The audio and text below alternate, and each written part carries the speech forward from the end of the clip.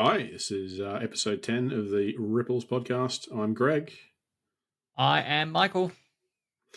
and we are guestless again today. But Guestless. a lot of stuff going on in both our worlds, I think, at the moment. So, some interesting stuff to talk about. Since you probably have the biggest news in terms of switching on Biggest news. Laracon, Mm. what do you tell us what you've been up to, mate? Well, last episode with Marty, we talked about all of the things that were going to happen, and they have since happened. So we announced the venue, which you have known about for quite some time, but Yeah, we managed to steer Stephen Reese Carter off the trail. He was convinced it was one venue, and then he came around and decided it was a different venue, and then the different venue was the correct venue. But I was like, we can't have Stephen having the correct answer. So I carefully and intentionally crafted some false messaging in some public locations that I knew he would see, and he took the bait. So threw him off the trail. So yeah, we're at the QUT Gardens Theatre at the Queensland University of Technology this year, which is a beautiful, very modern theatre. It's got all the bells and whistles. It's got pretty lighting and comfy seats inside, which I'm sure everyone will be happy about. It's got a huge foyer. So they do cocktail functions in there for like 300 plus people, which is good. And then we've got the campus grounds. We've got the Botanic Gardens directly next to it and things like that. And loads of fun and exciting things in the vicinity. So very excited that that information is out there. I no longer have to keep that secret. Tickets went on sale went on the 18th of May. So we've had 6 days, if my maths is correct, of ticket sales. We have sold out of our blind bird allocation. So we kind of forecast that to last us until sort of the first week of June. So we're 3 weeks ahead of schedule, which is um, very exciting for me as the event organizer. That we're ticking along nicely. So we took bit nervy changing cities and wondering whether or not the recipe will still work. So it's good to right, hear yeah, that everyone's coming out of the woodwork and heading along. It's going to be an absolute banger. Like there is easily twice as much going on this year versus last year, and last year was like massive. So yeah, um, yeah, yeah. if you So haven't bought a ticket, they're still cheap, just not as cheap. Go get yeah, one. yeah. So on that, we sold out the blind bird allocation, which is for those eager beavers that want to get in first, the early risers that want to catch the best waves, as it were. Um, and so 3 weeks ahead of schedule, we announced our first three speakers for this year. So Matt Stouffer, everyone should, I think, who listens to this podcast know who Matt is. Matt spoke at the very first Laracon AU back in 2018. And I have actually been plotting since June of 2022 to get him to come back to Australia. So I'm excited that we've made that happen. Simon Vrashliotis is speaking as well. He also spoke at the first Laracon back in 2018. So excited to have him back. And um, scheduling conflict after scheduling conflict over a number of years, and then even COVID in the middle of that, we've managed to get Mandy Michael to come and speak this year as well. And so very excited with our first three speakers. The Laracon US schedule went up today as well, and I had been kind of waiting for that to see the kinds of talks that are going to be presented in August. And we kind of base our lineup a little bit, not on necessarily the exact topics, but the breakdown of kind of technical talk to soft talk to business talk to, to kind of have a good balance of similar styles of talk. So that kind of helps with balancing out the rest of the schedule. So I've got 60, I think, talks in the shortlist that I now get to whittle down to the final. I think we're going to do 17 again, and I've got a few ideas around a panel that we can do this year as well, which I think 3 4 people in different stages of or different parts of different businesses um, that we can get on stage. So not necessarily a Laravel specific panel this year, but I've got some ideas on what we can do, and we've got a good selection of speakers that we can kind of fill that out a little bit as well. So yeah, really excited with how things are going to date. Excited to see how they continue to unfold. My focus now for the next 6 days is to iron out that speaker lineup and send out invitations early next week. Or early this week at the time that this recording comes out. So if you're listening here and you have submitted to speak, then keep your eyes peeled for invitations. We'll try and send out an email to speakers that submitted but weren't selected this year as well, just to kind of Round it say, out. thank you for putting in the time. We encourage you to try again next year because when you have 130 odd submissions and you can only put 17 speakers on stage, there is some expectation that not everyone's gonna to make it across the line. And as I said, it's not because they weren't good talks or I didn't think that they were going to be good presenters. It's just that we have one, so many people submitting, and two, a certain balance of um, topics that we want to fill. So keep submitting, and if you don't make it, then please still come along to the conference and see, support the speakers that are there, because I'm sure that they would be there in return if you were speaking as well. So yeah, very very excited to get that all going. Yeah, cool. Um, yeah, it's the location's like really great for those who aren't in Brisbane. It is right in the middle of the city. And just to put it to bed once and for all, the tweet that you sent out that did send Stephen off the scent was completely accurate. It is very close. Anyone who thinks a 20-minute walk is like a long distance is like kidding themselves. It's it's not that far, it really isn't. It's But yeah. definitely subjective. I do a 30-minute walk every day. It's fine. Don't worry about yeah, get your steps up, guys. It's good for you. it. But yeah, even if 20 minutes is too far for you, just a quick stroll over one of the many bridges. We have lots of bridges in Brisbane. One of the many bridges across to South Bank. There's heaps of cool stuff. Yeah, there's like a little walking bridge Mm, from South Bank right in to Gardens Point, basically. So yeah, yeah. And it's like the Gardens Point, like, and the whole sort of Botanic Gardens area is a real sort of nice kind of sanctuary. Like you're in the middle of the city, but it doesn't feel like you're in the middle of a big concrete jungle out there. It's all it's a baby Central Park. yeah.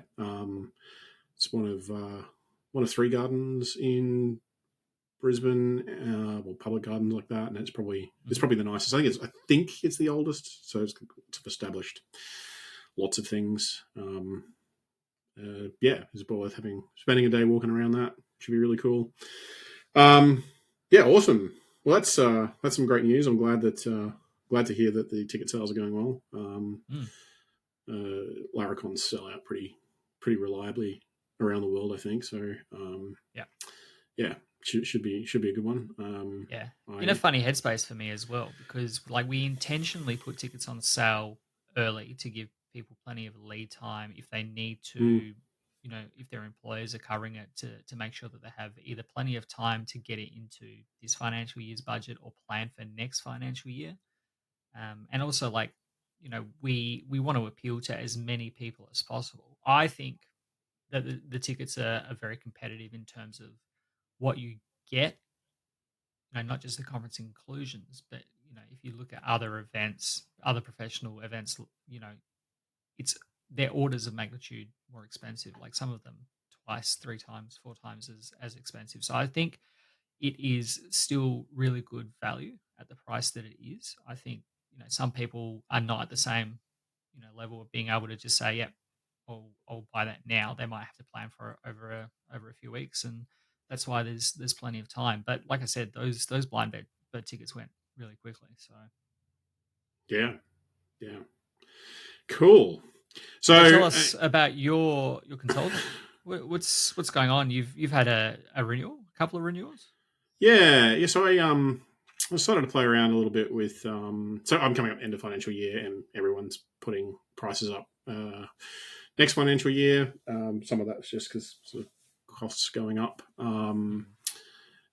So I decided to play around with some salesy strategies, which is very much outside of my wheelhouse. Yeah. So little my existing clients know that the prices are going up marginally next year, but if they're happy to renew now, that I'll hold them at the price that they paid for this financial year. And I also sort of kicked in and said, look, if you so I sell my time in blocks of 5. So you buy 5 hours, 5 1-hour meetings, and I sort of said, look, if you buy 10, I'll give you one of those 10 for free, which has sort of helped a few people along. I think, and I think it's pretty good value. I get a lot of good feedback from people that I do end up speaking with that they get a lot out of it. So, getting being able to sort of offer a bit of an incentive to get sort of my sort of front load the start of the next financial year. I still don't take on that many clients just because of home and day job commitments and things that go into that. So yeah, that was really good. Both people who renewed were probably ones that I wasn't necessarily expecting to, which is a lovely surprise. That's good. So yeah, I mean, I think it takes.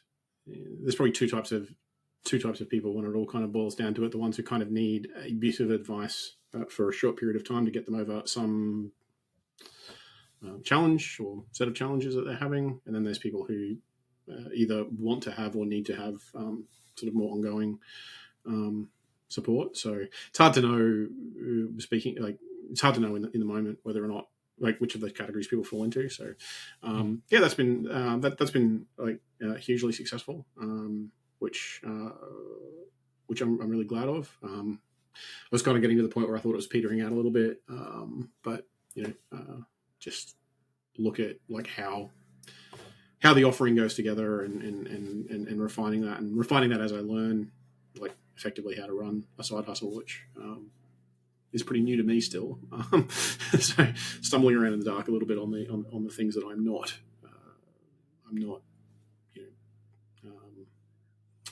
that isn't my wheelhouse, I guess, which is the joy of running your own thing. So yeah, that's been really, really good. Got an opportunity to speak at the Brisbane Laravel meetup. I say opportunity to speak, I run the Brisbane Laravel meetup, so there's always. So we got a new sponsor for that. That's Trilogy Care, which is a really interesting business, Laravel shop in Brisbane. They're in the aged care sector. They got a really flash office. So they offered to sponsor this round of the Laravel meetup. So we'll be in their offices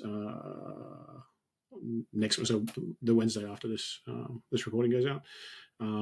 If anyone wants to come along, I will be digging into a little bit more about some of the stuff I spoke about at Laracon last year. So one of the things that keeps coming up is people come to me, they say, I saw you talk at Laracon, you talk a lot about small steps, and it sounds like it's a good idea, but how do you actually do it? What are the mechanics of actually being able to do that? And as I've sort of said before, that there just simply isn't enough time in a 30-minute talk to dig into all the mechanics of all the different things you can do.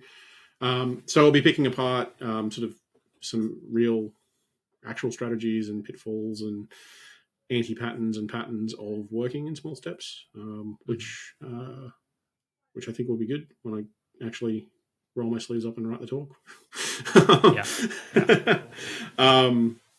So yeah, that's coming up really soon. Stephen Rizcara will also be speaking there, assuming he doesn't go to the convention center instead of the offices at Trilogy Camp.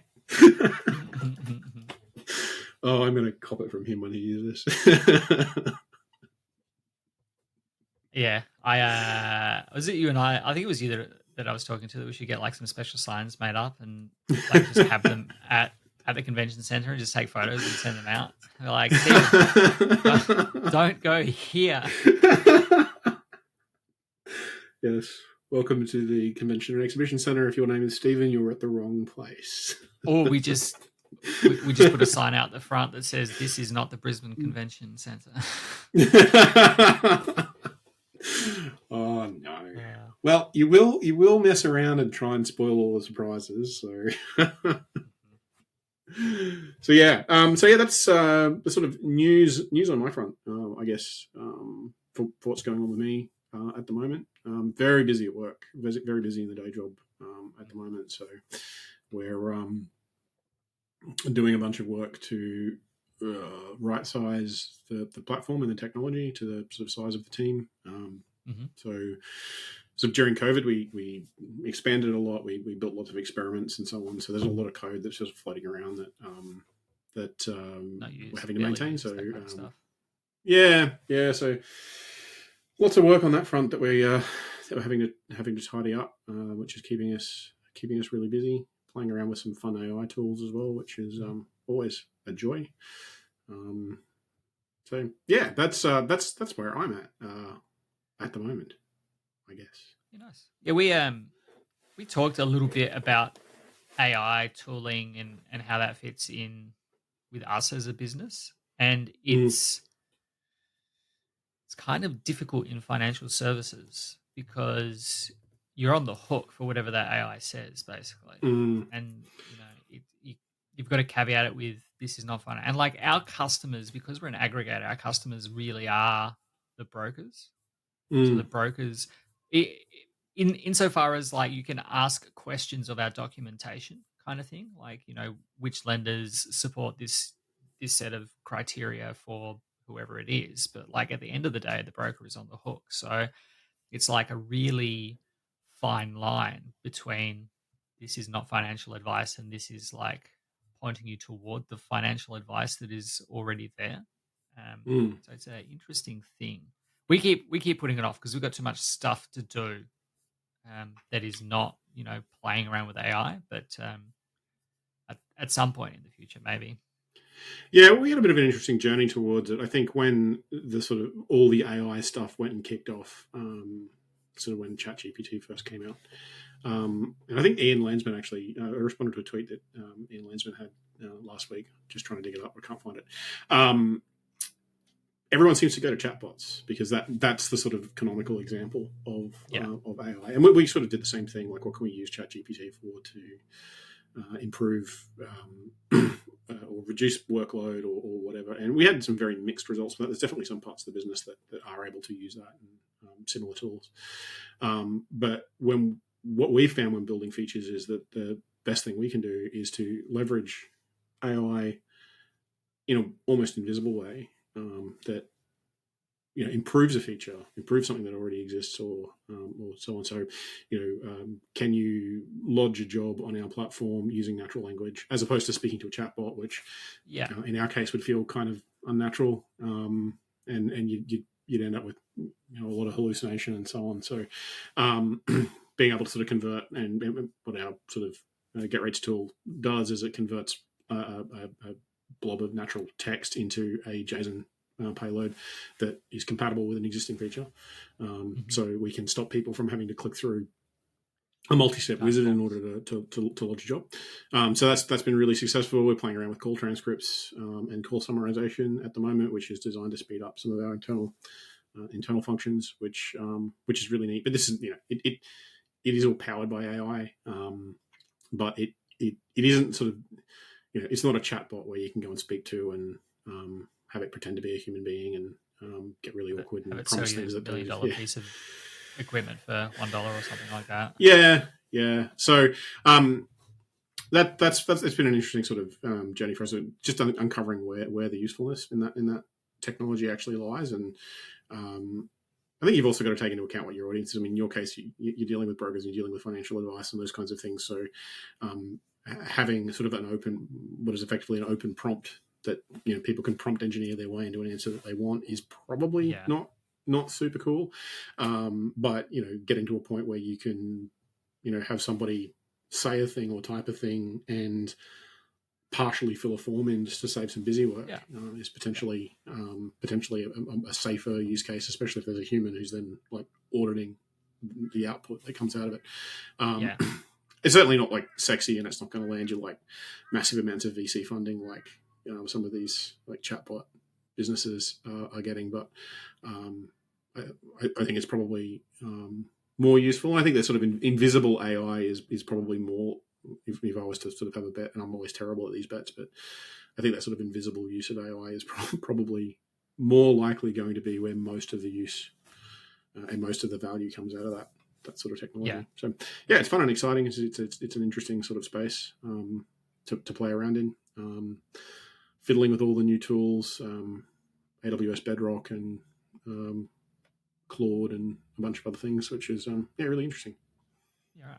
Yeah. I think, I mean, ultimately for us, there is two layers of protection between like an end user, an applicant, and getting any financial support. Is the broker has to do the things, and the lender ultimately has to sign off on serviceability, availability, all that kind of stuff. Mm, Anyway, so, but I think, yeah, broadly, everyone's like, we're using AI to do this thing, and it's like, well, I don't know how much AI is the selling point versus what you mm, do with the AI being the selling point. yeah, And I think there's a strong bent to we're using AI because everyone AI is the buzzword, but finding yeah. And do ways your to users work really it care? into your business where it actually empowers your users. Yeah, Yeah, no, I don't think users care. Um, yeah, but yeah. finding That's ways to get it into your business where it empowers your users to do either something that they couldn't do before or do something that they could before with like the form stuff in an easier way, then yeah, mm, that's a terrific use of it. And I think like at the moment we've got this click through thing that's like find the loan type or find a lender that will support this loan type. And you like click drop down, click button, click, and then you like scroll through the list. So if you could specifically say like, I have a client that has X, Y, and Z, show me lenders that can do this kind of like lending facility or a commercial asset loan or something like that, and then that comes back with the information that's already there as like mm, this is an option you can explore as like a starting point. mm, Ultimately there's like so many layers of stuff that you wouldn't just go from like that initial thing to suddenly someone's got a loan that they can't repay, but it's just simplifies that process. And I think that kind of mm. augmentation of existing things is where AI is actually going to be useful. Yeah, I mean, you can kind of think of it more like yeah, it's more a replacement for someone doing the typing as opposed to someone doing the thinking. And I think too, like Yeah. in a lot of cases, people think AI, and because something like ChatGPT has been wildly successful, they think AI, they go straight to chatbot, and then they Yeah. ignore all of the other, or they become closed off to all of the other potential applications for that piece of technology. You see it all the time. You see it in um, whenever any new technology becomes like the in vogue thing, people tend to copy the initial example as opposed to Yeah. trying to think outside. We were definitely locked into that kind of thinking, like, oh, well, how does a chatbot make sense for our our use case? And it probably doesn't. It may do, I think, for things like frontline support, and it may do for things like document searching and things like that. But um, it kind of closes you off to a lot of the other applications. And once you start exploring some of the other things you can do with it, it really opens the doors to a bunch of things that you either couldn't have, you may have thought would have been cool to solve but didn't have a solution for it before, and then suddenly you're unblocked and you can do all sorts of cool crazy things for Yeah. relatively low cost, or it opens up a whole bunch of things that you probably couldn't have dreamed up in your wildest imagination. So Mhm. yeah, it's early days. I mean, we've been fiddling around with this stuff now for probably Yeah, those 8 months, AI but ripples are going out. Just a matter mm, of figuring out which ones are gonna resonate, which ones yeah, are gonna yeah, collide. yeah. And I don't know, like, I don't know. In some ways, I think there's a lot of parallels in the sort of AI revolution as there was with the tulip craze that was Web3. There's a lot of hype. There's a lot of it can do all of these things, and I don't, pessimistically, I would think that the reality is going to be far less shocking and surprising than people think it is going to be. But that said, there is definitely value. There's definitely value in doing it, and the fact that it can. I mean, we've been able to like set up, sentiment analysis and communication categorization and so on inside of a day, which okay, possible to solve it in other ways, but Yeah. to solve it that quickly, probably not. Seemed like a really big problem, like so big that maybe it wasn't worth expending the effort. But yeah, it's been really interesting, and there are a few other ideas that we've got kicking around. So yeah, busy time on the main job front on that kind of stuff, and Very cool. um, It'd be interesting to yeah, see how that tracks over time as well. See where you land mm, with all of yeah, for sure. the right sizing of the application. Like, I assume you've got lots of metrics in there that will tell you what is and isn't actually being used and how frequently, so you can Yeah, pick apart bits and pieces. yeah. So I mean, the business at its core does a lot of has a big strong marketing backbone. We effectively sell a marketing technology for the construction sector. So there's a lot of attribution tracking that goes through everything, and probably in the last 6 months we've done a full post hog implementation. So for those that aren't aware, post hog is like a product operating system. So it gives you product analytics, funnel analytics, A/B testing, experimentation. So we can run that over. We can bolt that up across a form fill or a feature set, and then try and understand what the user journey is through that, and then get some ideas on this feature is used by X% of the user base.